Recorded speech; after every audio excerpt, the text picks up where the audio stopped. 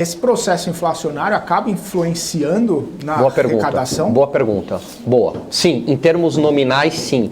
E por isso que a inflação, isso é muito legal, quem quiser estudar isso daí.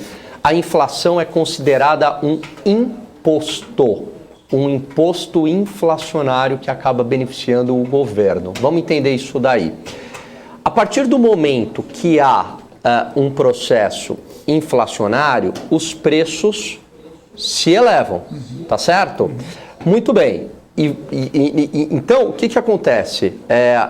Você está lá pagando um imposto, né? Dado que os preços se elevaram, então você está comprando tudo mais caro, não está comprando tudo mais caro? Paga uma alíquota você paga, e a alíquota percentual, você tem lá X%. Só que você pagava 100, agora você está pagando 110.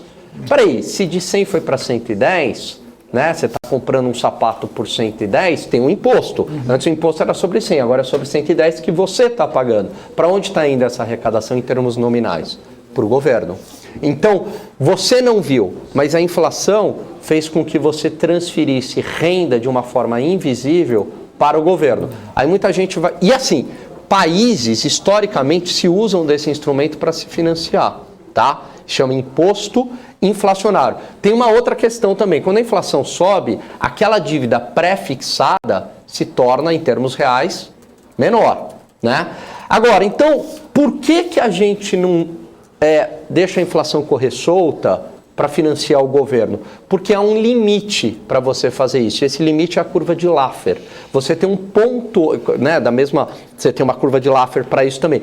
Quer dizer, você tem um ponto ótimo de imposto inflacionário. Porque se você deixar a inflação correr muito solta, o que pode acontecer? A inflação começa a penalizar a produção. Porque num ambiente inflacionário vai diminuir tanto o consumo, e os empresários também não vão querer investir, enfim, que isso vai diminuir a produção. Diminuindo a produção, diminui o PIB.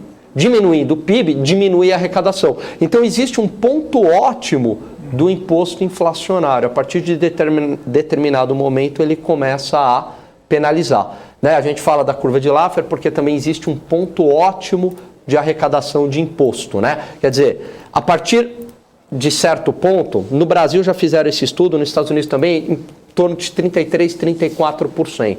Passou desse ponto, Felipe, o que acontece? O governo, mesmo ele aumentou a alíquota para 40%, 50%, ele vai arrecadar menos. Por quê? Porque eu falo, por que eu vou trabalhar tanto, ou por que eu, empresário, vou produzir tanto se o governo virou meu sócio? Né? Então vai diminuir a produção, vai diminuir o PIB. Diminuindo o PIB, vai arrecadar menos. Né? Então também tem um ponto ótimo. Isso que é muito legal, né? Sempre há um ponto ótimo. A economia, ela é regida o tempo inteiro a incentivos. Então assim, tem uma... Parece meio óbvio o que eu vou falar, mas não é, e muita gente esquece disso na hora de fazer análise. O Nassim Taleb fala muito sobre isso nos livros dele. Quando a gente faz uma análise, eu não posso fazer uma análise do ponto de vista estático. Aconteceu isso, vai acontecer isso. Não, vai ter reação do outro lado. Né? Sempre há uma reação do outro lado. Então assim, olha, eu estou deixando a inflação correr mais solta. Opa, o que seria uma análise estática?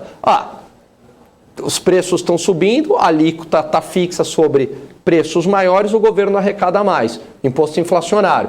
Legal. Tá, entendi. Isso é uma análise estática. Isso seria uma análise dinâmica. Isso acontece, agora vem um segundo momento.